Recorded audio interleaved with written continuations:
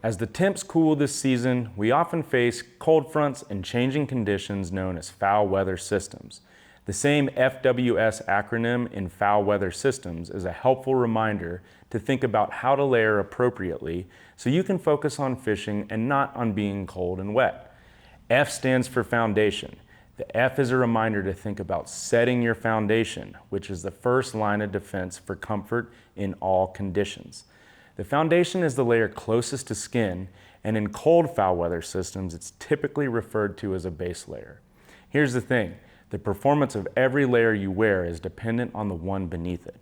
And what I mean by that is, you can buy the most expensive, high-performance shell on the market, lightweight, breathable, and waterproof.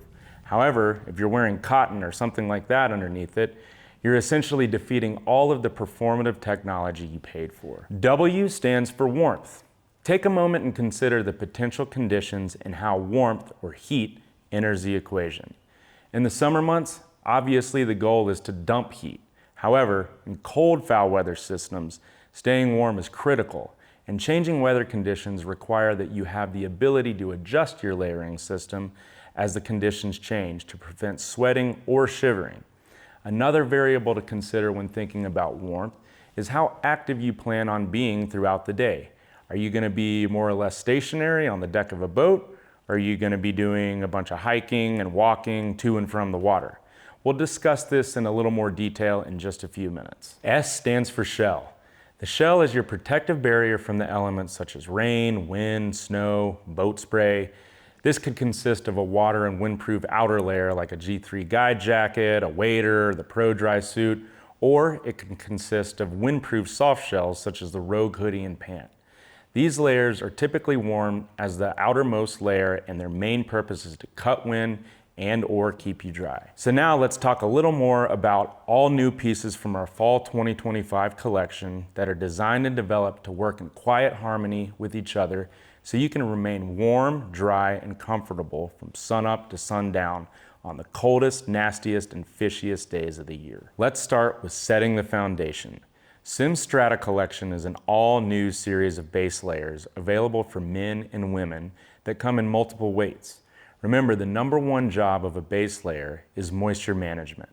Strata is engineered to pull sweat off of your skin and push it through the system so that it can escape.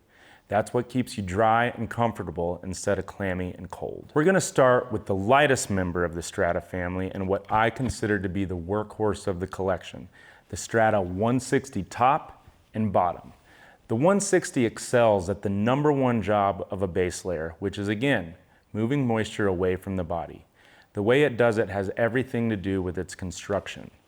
It's a 4-way stretch polyester blend inclusive of just enough wool to make a huge difference.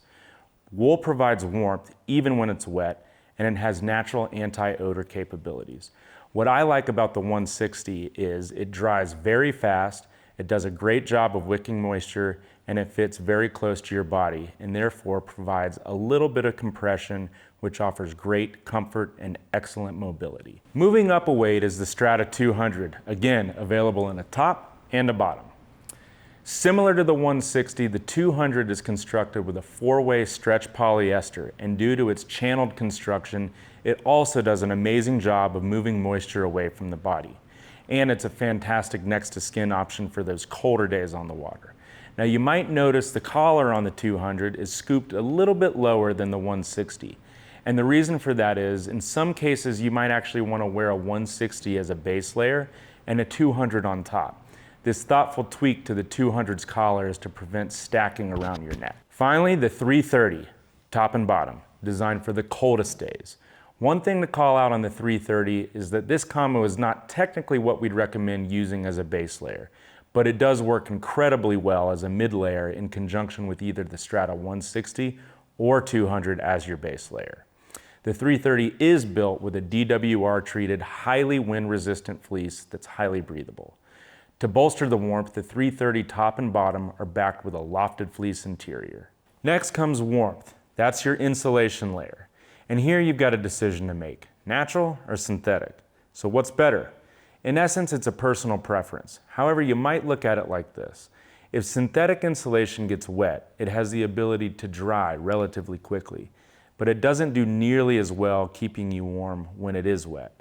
So if you're in a high output scenario, like an all-day walk wade session where you're hitting spot to spot, covering as much water as you possibly can on foot, a piece such as the Fall Run hoodie or something from the Extreme collection might be a good option.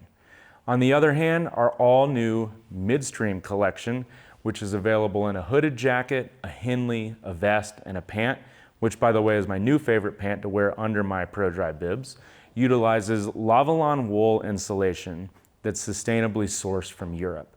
Wool traps heat and does an amazing job retaining warmth even when it's wet.